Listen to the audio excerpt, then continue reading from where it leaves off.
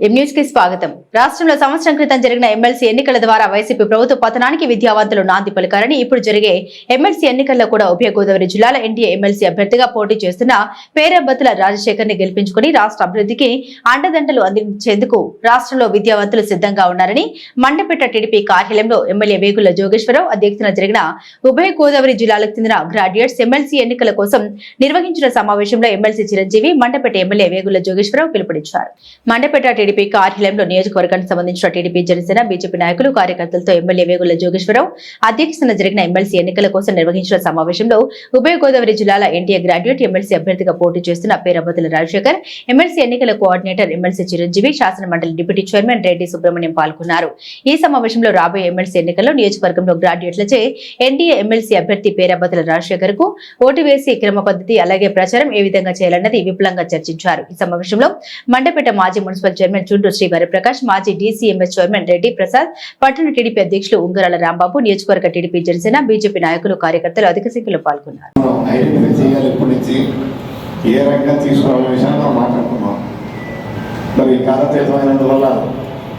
ముందుగా పెద్ద సుబ్రహ్మణ్యం గారిని మరి మేమున్నామని చెప్పి ముందుకు వచ్చి 3 ఎన్నికలు జరిగితే పట్టభద్రుల ఎన్నికలు 3 మరి మనకి ఉత్తరాంధ్ర నుంచి ఎమ్మెల్సీ అభ్యర్థిగా గెలిచి తెలుగుదేశం పార్టీకి ఒక ఊపిరి పోసి మనందరూ ఓటెక్కించడానికి సహకరించి మనకి ఓటెక్కించడానికి అవకాశం ఇచ్చినటువంటి శ్రీ వేపాటి చిరంజీవిరావు గారిని వారికి సందేశం వస్తగా పోతున్నాం. 17,261 ఓట్లు. ఇంకా కూడా అప్పుడు జాయిన్ అవ్వాలంటే జాయిన్ అవ్వచ్చు. చిరంజీవిరావు గారికి వివరంగా చెప్తారు. 3,15,261 ఓట్లు. ప్రస్తుతం ఉన్నటువంటి ఓట్లు 34 నియోజకవర్గాల్లో. అందులో డాక్టర్ బిఆర్ అంబేద్కర్ కోనసీమ జిల్లాకు సంబంధించినటువంటి ఓట్లు 69,151.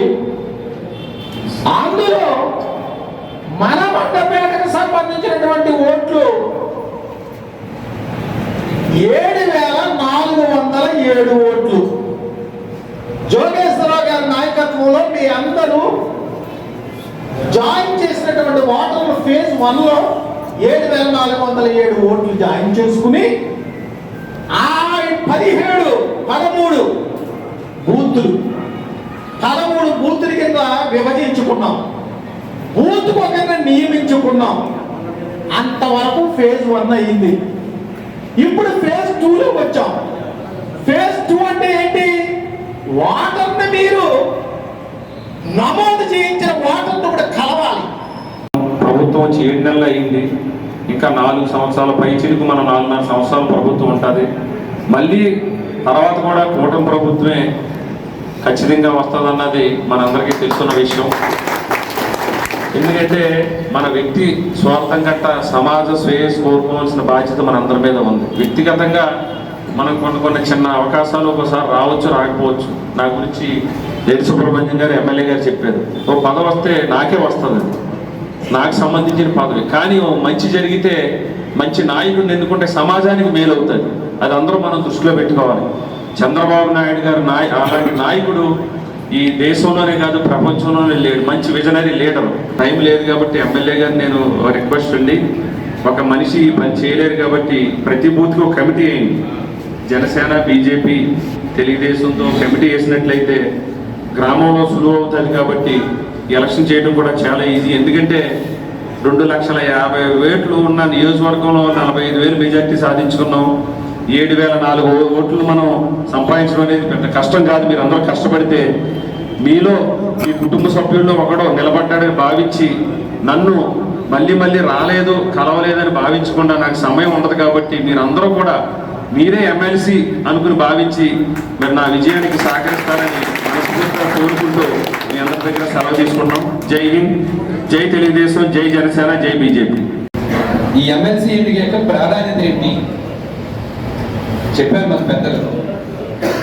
ఆ రోజు మనం ప్రతిపక్షంలో ఉన్నప్పుడు, వైసీపీ అరాచకం నియంత్రణలో ఉన్నప్పుడు, పంచాయతీ సర్పంచ్ జడ్పీటీసీ ఎంపీటీసీ ఎన్నికల్లో నామినేషన్ కూడా వేయడానికి భయపడుతున్న సమయంలో 3 పట్టభద్రుల ఎమ్మెల్సీలు గెలవడంతో మరలా మనం తెలుగుదేశం పార్టీ జెండా పట్టుకుంటే, తెలుగుదేశం పార్టీ జెండాని ఎందుకనంటే ఆ రోజు ఇంకా మనకి కూటమి ఏర్పడలేదు. 2023 మార్చి నాటికి జనసేన, బీజేపీ, తెలుగుదేశం పార్టీ ఇంకా కూటమి ఏర్పడలేదు. మళ్ళీ అప్పుడు ఆ రోజు మళ్ళా మనం పార్టీ జెండా పట్టుకొని రోడ్డు మీదకి వస్తే మనం గెలుస్తాం, మన అధికారంలోకి వస్తాం అనే ధైర్యాన్ని, ఆత్మవిశ్వాసాన్ని ఇచ్చిన ఎన్నిక ఈ పట్టభద్రుల ఎమ్మెల్సీ.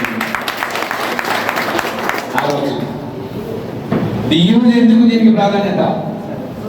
ఈ 7 నెలల్లో స్కూల్ మేనేజ్మెంట్, నీటిపారుదల ఎన్నికలు, కోఆపరేటివ్ ఎన్నికలు, ఇలా 3-4 జరిగాయి. కానీ ఏ ఎన్నికలో కూడా మళ్ళా మనం ఓటర్ దగ్గరికి వెళ్ళి ఓటు అడుక్కోలేదు, ఓటు అర్చించలేదు. మనం ఎన్డీఏ కూడా ఏర్పడిన తర్వాత మనం 100 రోజులకి ఇది మంచి ప్రభుత్వం అని చెప్పి ఇంటింటికి వెళ్ళి స్టిక్కర్లు అంటించాం. నిజానికి ఇది మంచి ప్రభుత్వం మనంగా చెప్పుకోవాల్సింది. ప్రజలు చెప్పాలి, ఇది మంచి ప్రభుత్వం అని ప్రజలు చెప్పాలి. ప్రజలు ఎలా చెప్పాలి? తమ ఓటు ద్వారా, తమ శక్తివంతమైన ఆయుధం ఓటు ద్వారా ఎన్డీఏ కూడా అభ్యర్థులు గెలిపించి ఇది మంచి ప్రభుత్వం అని చెప్పి ప్రజలు చెప్పాలి. అలా చెప్పడానికి అవకాశం వచ్చిన మొదటి ఎన్నిక ఈ పట్టభద్రుల ఎమ్మెల్సీ ఎన్నిక.